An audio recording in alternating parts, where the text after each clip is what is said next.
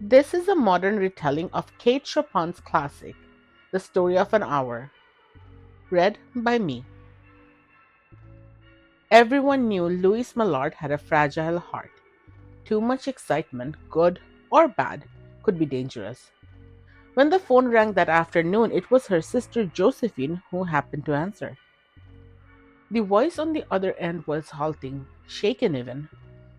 There had been a pileup on the interstate. Brentley Mallard's car was in it.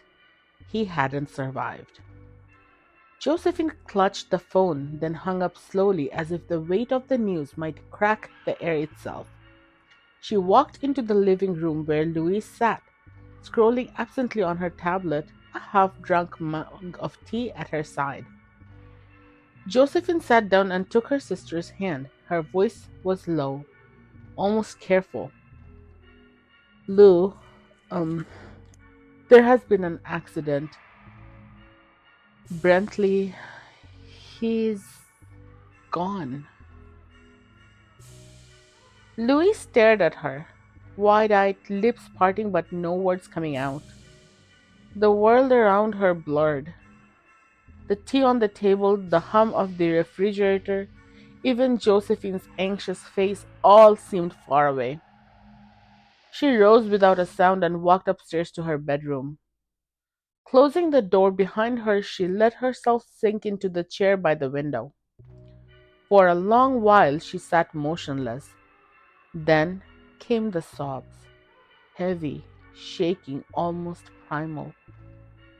The loss struck her like a physical blow. She pressed her face into her hands, shoulder trembling.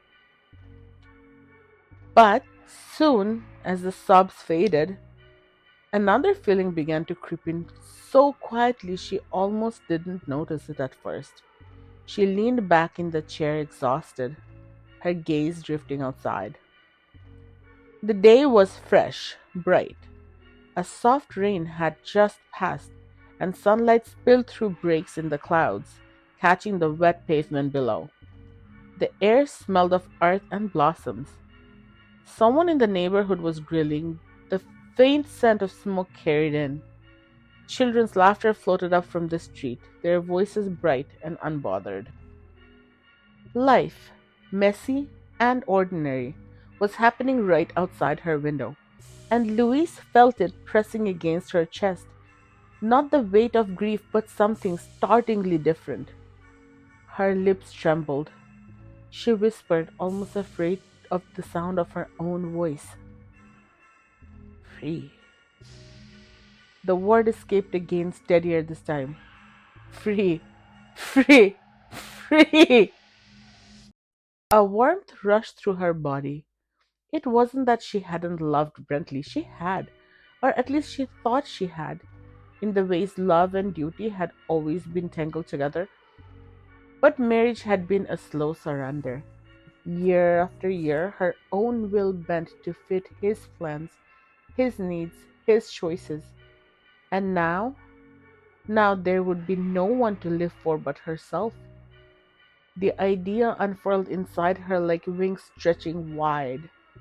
She imagined waking up when she pleased, eating what she liked, traveling where she wanted without explaining herself. She thought of long afternoons spent in bookstores, of saying yes to things she'd always said no to. She thought of walking into the future with her head high, every decision hers alone. This wasn't the wild fantasy of a desperate widow. It was sharp, clear, undeniable. Her heart thudded with a rhythm of possibility, each beat carrying her further from grief and deeper into a vision of freedom. And of course, joy.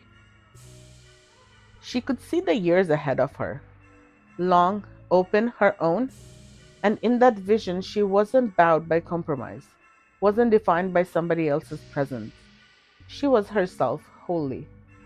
Her chest rose and fell quickly now, her breath coming fast. Her pulse surged at the thought of it all. Josephine tapped gently on the door. Louise, please, you'll make yourself sick. Don't shut yourself away. But Louise barely heard her. She sat upright, her eyes bright and wide, her lips parted in something close to a smile. She wasn't broken, she was alive. Finally, she stood, brushing the tears from her cheek, smoothing her hair as if preparing for a new beginning. She opened the door. Josephine looked at her with worry, but Louisa's expression was radiant. Together, they went downstairs. And then the front door opened. Brentley Mallard stepped inside. Setting down his bag, he looked tired but unharmed, blinking at the strange tension in the room.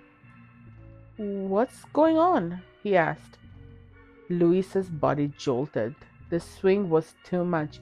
From despair to soaring freedom to this impossible reversal, her fragile heart could not hold it. She gasped, staggered, and collapsed before anyone could move. Later, the doctor said she died of her heart condition, that her body simply couldn't handle the shock. And those who had seen her face in the final moment were confused. Was it joy that killed her? Or was it grief?